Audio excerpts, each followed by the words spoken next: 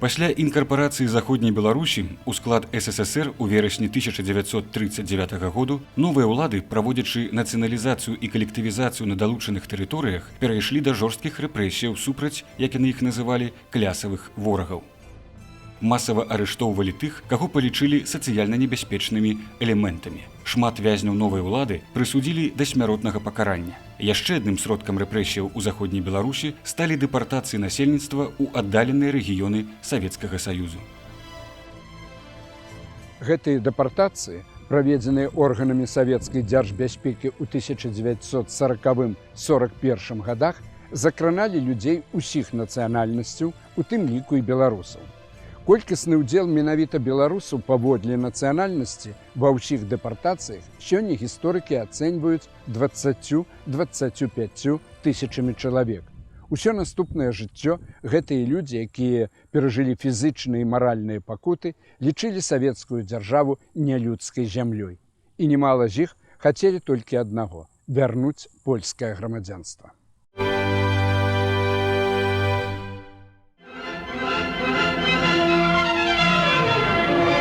Только вчера здесь был полицейский участок.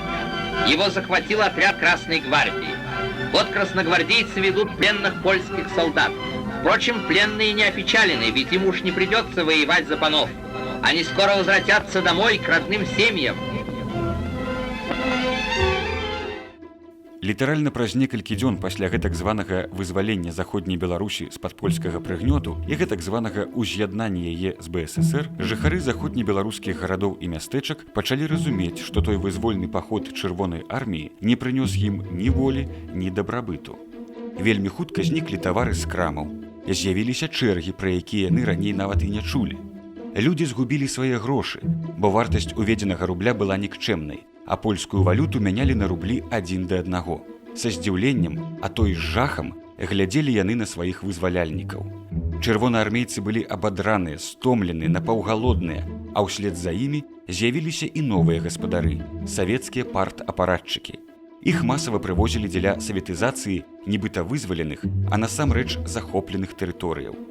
Ужо ў верасні 1939 году усходнікаў, якіх называла тутэйшае насельніцтва, наехала болей за 3000 чалавек, а праз год іх ужо было тут каля 30 000. Стварэннем рэпрэсіўнага апарату займаўся асабіста наркам унутраных спраў БССР Лаўрэнці Цанава. Паводле савецкай логікі, найперш трэба было ачысціць гэтыя землі ад сацыяльна небяспечных элементаў. Часам ледзь не ўсё дарослае насельніцтва мястэчкаў абвяшчалася польскімі шпіёнамі і арыштоўвалася, вынішчалі цэлыя сацыяльныя групы. Сярод першых ахвяраў былі і прадстаўнікі беларускай нацыянальна арыентаванай інтэлігенцыі, чые справы, заведзеныя польскімі спецслужбамі, трапілі ў рукі савецкіх чэкістаў. Іх абвінавачвалі ў контррэвалюцыйных нацыяналістычных дзеяннях. Сярод першых нядобранадзейнымі палічылі настаўнікаў. Адбылося іх масавае звальненне. Працы пазбавіліся каля 13 000 настаўнікаў-заходнікаў. Іх месцы занялі нізкакваліфікаваныя кадры з усходу. Пад ударам НКВД апынуліся дзяржаўныя служачыя, леснікі і, натуральна ж, заможныя сяляне. Паводле расійскіх крыніцаў, у заходніх абласцях Беларусі і Украіны з верасня 1939 па чэрвень 1941 году былі арыштаваныя болей як 107 000 чалавек. З іх 8091 беларускай нацыянальнасці, амаль 7,5%. Першымі пад сталінскую рэпрэсіўную сістэму трапілі прадстаўнікі так званага польскага дзяржаўнага апарата і вайскоўцы. Таксама гэта датычылася паліцыянтаў. Гэтых людзей, сярод іх было шмат і палякаў, але таксама трапляліся беларусы, безумоўна, арыштоўвалі, накіроўвалі ў лагеры для вайсковапалонных, калі гэта быў вайсковец, афіцэр ці шараговы. А калі гэта быў прадстаўнік дзяржаўнага апарату, іх накіроўвалі ў турмы. Перш за ўсё, гэта датычылася турм на тэрыторыі заходняй Беларусі, а таксама тэрыторыі ўсходняй Беларусі. Далей іх накіроўвалі ўжо ўжо турму, напрыклад, Менску. Гэта ўжо вясна 40-го года. Сітуацыя звязаная з так званымі катынскімі расстрэлами. Гэта разгрузка турм заходняй Беларусі, высылка іх у распараджэнне НКУС Менску. Гэтых людзей менавіта там трымалі. Іх судзілі пазасудовымі органамі. Гэта звычайна былі тройкі, якія выносілі адразу прысуд. Калі чалавек не падазраваўся ў нейкіх дзяржаўных злачынствах супраць Савецкага Саюза, то іх звычайна давалі ад 10 до 29 год катаржнага зняволення. Яшчэ адным сродкам рэпрэсіяў у заходняй Беларусі сталі дэпартацыі насельніцтва ў аддаленыя рэгіёны Савецкага Саюзу. Да дамоў часцей уначы пад'язджалі гэтак званыя варанкі, а ў вёсках і проста падводы са спецслужбоўцамі, якія грукалі ў вокны і дзверы, заяўлялі пра арышт. Ці кагосьці аднаго, а часцей нават усіх сямейнікаў. Паўсюль панаваў страх. Людзі баяліся класціся спаць, літаральна сядзелі на хуталях у чаканні гулу аўто пад вокнамі ці грукатання колаў падводы па брукаванцы. А далей ім давалі на зборы невялікі час, дазваляючы забраць з сабою толькі самае неабходнае, і везлі на чыгуначныя станцыі. І адтуль у вагонах для быдла ці вугалю пад канвоем везлі ў Сібір, у Казахстан, пад Архангельск. Маёмасць пераважна канфіскоўвалі. Так было і з маімі продкамі. Вось тут, у маім родным мястэчку Празарокі на Глыбоччыне, жыла моя цёця з сям'ёй. З мужам яны мелі невялікую ільно-перапрацоўчую фабрыку і краму. І ў ноч на 10 лютага 1940 году, калі мароз дасягаў летні 40 градусаў, пагрукалі ў дзверы іхнай хаты. Далі нейкую гадзіну на зборы ўсёй сям'і і пагрузілі на фурманку ажно 6 чалавек. Цёцю, яе мужа, іхнае 3-месячнае дзіця, зусім старую свякруху, і сястру мужа з дзіцем, якая ўцякла ад немцаў з Гдыні сюды, ў Празарокі, дзе яшчэ не было вайны, але дзе свае ўжо знішчалі сваіх. У цяплушках іх завезлі ў Архангельскую вобласць, дзе ад голаду і холаду памер адзіны сынок маёй цёці.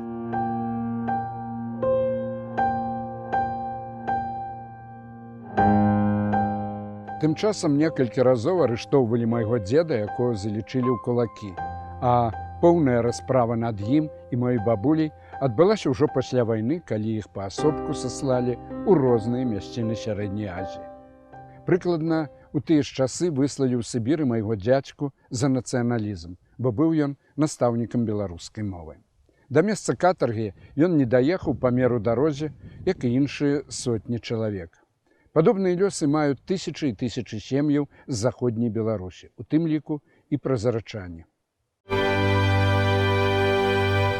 Тэрыторыю заходняй Беларусі трэба было проста ачысціць ад несавецкага элементу. З гэтым звязана і тое, што пакінулі мяжу старую савецка-польскую, гэта была зона Здагароды. І гэта менавіта звязана з тым, што на тэрыторыі заходняй Беларусі, заходняй Украіны, а таксама краін Балтыі знаходзілася вельмі шмат несавецкага буржуазнага элемента.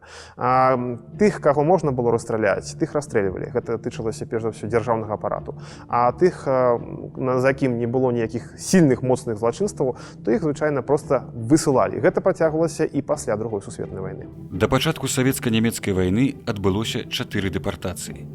Першая дэпартацыя была здзейсненая 10 лютага 1940 году. Цягам аднаго дня былі вывезеныя 33 749 асаднікаў і 17 561 службовец лясной варты. Самае жудаснае, што першая, напрыклад, дэпартацыя праходзіла пры марозе ў 35 градусаў. Гэта было вельмі жудасна. Таму нават некаторыя людзі не змаглі даехаць да станцыі, яны паміралі яшчэ па дарозе на станцыю. Іх грузілі ў эшелоны, спецыяльна падрыхтаваныя, тысячы эшелонаў былі падрыхтаваныя непасрэдна для выканання гэтай аперацыі, і потым везлі. Людзі не ведалі, куды яны едуць, і падчас дарогі гэта былі эшелоны неатапляемыя. Людзей вельмі шмат памёрла менавіта на шляху да гэтых месцаў дэпартавання. Разам, паводле дадзеных НКВД, з заходніх рэгіёнаў Беларусі і Украіны былі вывезеныя каля 140 000 чалавек. На новым месцы жыцця у 115 аддаленых населеных пунктах СССР яны атрымалі статус спецперасяленцаў. А на радзіме запанавалі страх і паніка. Людзі не памыліліся ў сваёй трывозе. 13 красавіка 1940 году была здзейсненая другая дэпартацыя. Гэтым разам пад рэпрэсію патрапілі галоўным чынам паліцыянты, ураднікі, настаўнікі, святары, удзельнікі антысавецкага руху і сябры некамуністычных партыяў. Трэцяя дэпартацыя распаўсюдзілася на 22 879 уцекачоў з цэнтральных ваяводстваў Польшчы. Пераважную большасць сярод іх складалі этнічныя габрэі, якія беглі ў заходнюю Беларусь ад прыходу нацыстоўскіх войскаў, якія згодна з савецка-нямецкай дамовай занялі тэрыторыю Польшчы да Бугу. Нарэшце, чацвёртая дэпартацыя адбывалася за некалькі дзён да пачатку савецка-нямецкай вайны ў чэрвені 1941 году. Тады з Беларусі было вывезена 22 353 чалавекі. Але гэтая лічба можа быць не вельмі дакладнай, бо апошнія эшалоны са ссыльнымі патрапілі пад бамбаванне нямецкай авіяцыі. Вялікая колькасць дэпартаваных была вывезена ў Сібір, гэта было Новосібірск, Омск. Вялікая колькасць людзей таксама Коми, АССР была дэпартавана, вывезена.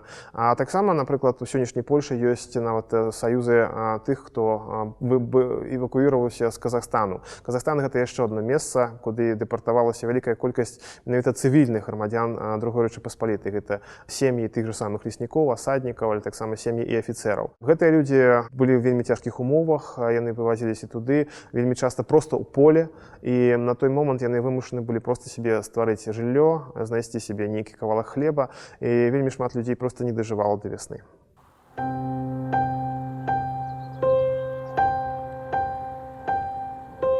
Дэпартаваныя ўглыб СССР знаходзіліся ў складаных, цяжкіх, нялюдскіх умовах.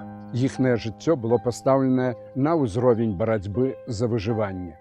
У многіх гэтак званых спецпаселішчах у паўночных рэгіёнах СССР з неспрыяльным для былых польскіх грамадзянаў кліматам жытло не было прыстасаванае да зімовага часу, захоўвалася ў антысанітарных умовах.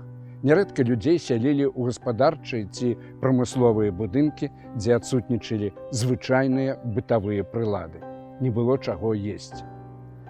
Мая цёця ўзгадвала, што яны шукалі на палях замерзлую бульбу і яе елі, каб толькі не памерці. Даводзілася ім і вельмі цяжка працаваць на лесапавалах, будоўлях, у капальнях. З упэўненасцю можна казаць, што ў бальшыні сваёй гэта былі катаржныя працы, а стаўленне да людзей катавальным. Адначасна з дэпартацыямі насельніцтва в органы НКВД праводзілі арышты ўсіх палітычна актыўных людзей любой нацыянальнасці, якія пражывалі на тэрыторыі даваеннай Польшчы, у тым ліку беларускай. Сярод іх апынуліся вядомыя грамадска-палітычныя і культурныя дзеячы беларускага нацыянальнага руху ў міжваеннай Польшчы. Праваслаўны багаслоў, педагог Вячаслаў Богданович. Палітык, сенатар міжваеннай Польскай рэспублікі ў 1922-1926 годах Алексей Назарэўскі. Грамадска-палітычны дзеяч, пасол польскага сойму трох скліканняў Фабіян Яреміч. Палітык, адзін са стваральнікаў незалежнай сялянскай партыі Фелікс Галавач. Палітык, пасол польскага сойму 3, 4 і 5 склікання Геннадзь Шыманоўскі. Грамадска-палітычны дзеяч, настаўнік, у 1971-1982 годах прэзідэнт Рады БНР Вінцэнт Жук-Грышкевіч. Пісьменнік, мемуарыст Пётр Сыч. Публіцыст, літаратурны крытык, філёзаф Уладзімір Самойла. Публіцыст, картограф Віктар Астроўскі. Паэтка, перакладніца, драматург Наталля Арсеньева і іншыя. У савецкай вязніцы ў горадзе Аткарску Свярдлоўскай вобласці памёр выбітны беларускі палітычны і грамадскі дзеяч, публіцыст, літаратурны крытык, гісторык, мовазнаўца, выдавец, адзін з заснавальнікаў беларускай сацыялістычнай грамады, сябра Рады БНР Антон Луцкевіч. Насамрэч, вялікім выпрабаваннем для савецкага народа стаў напад Германіі на Савецкі Саюз, але гэты напад стаў якраз-такі вызваленнем для шматлікай колькасці дэпартаваных людзей. Ужо летам 41 года быў заключаны дамова Сікорскі-Майскі ў Лондоне, і паводле гэтага на тэрыторыі Савецкага Саюза пачала стварацца так званая армія Андерса. Фарміраваўся вялікі корпус. І акрамя вайскоўцаў былога войска польскага на тэрыторыі СССР, свабоду атрымалі таксама вялікая колькасць грамадзянскіх штатскіх асоб, і гэта тычылася менавіта сем'яў і таксама дзяцей. Калі армія Андерса эвакуіравалася з тэрыторыі Савецкага Саюза, то генерал Уладзіслаў Андерс спрабаваў выцягнуць усіх, хто знаходзіўся ў турмах і лагерах, і менавіта на вывазе, на дэпартацыі. І гэта тычылася менавіта гэтых сямей. І у тым ліку беларусаў, вялікая колькасць іх, тысячы беларусаў і сямей беларусаў дэпартаваных былі эвакуіраваліся разам з менавіта арміяй Андерса ў 1942 годзе. Так разам з арміяй генерала Андерса прайшла праз палову Еўропы і нават Блізкі ўсход і мая цёця, аж пакуль не апынулася ў Англіі, дзе шчасліва, але са шчымліваю тугою парадзіме пражыла свой астатні век. Большасць жа дэпартаваных, як моя бабуля, атрымалі магчымасць пакінуць Сібір, Сярэднюю Азію, Калыму толькі пасля смерці Сталіна. Але нямала нашых людзей, як мой дзядуля, не дажылі да вызвалення са ссылкі і спачываюць на чужыне, хутчэй за ўсё у безымянных магілах. Адрозна ад Польшчы, памяць пра дэпартаваных у Сібір, Комі, Архангельскую вобласць, у Казахстан ці Башкірыю у Беларусі дагэтуль не ўшанаваная.